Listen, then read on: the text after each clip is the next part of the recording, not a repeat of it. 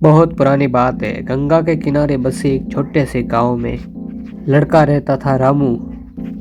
रामू गरीब था पर दिल का बहुत साफ।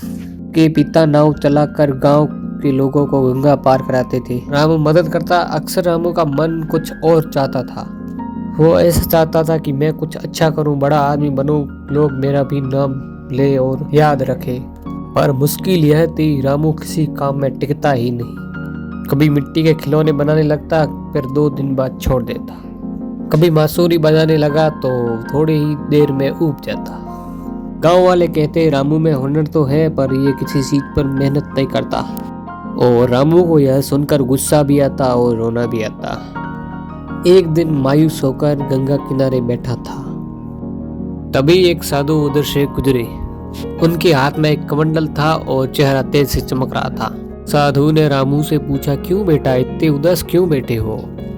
रामू ने सिर झुकाकर कहा, साधु बाबा मैं कुछ करना चाहता हूँ, तो मुझे समझ नहीं आता कैसे। शुरू तो कर देता हूँ, पता नहीं पूरा नहीं होता। लोग बोलते हैं मैं निकम्मा हूँ, काम कुछ करता नहीं।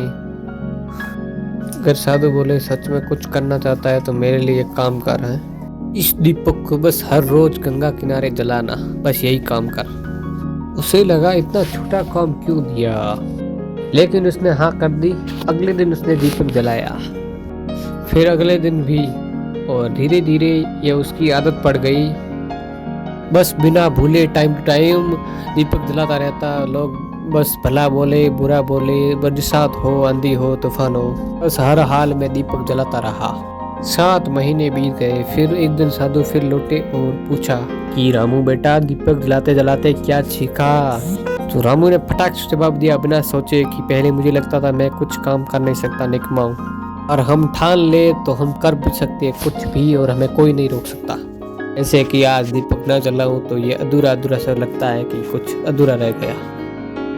बस यही है तुम्हारी बात का राज कि दुनिया का बड़े से बड़ा काम छोटे छोटे कदम से कर सकते हैं।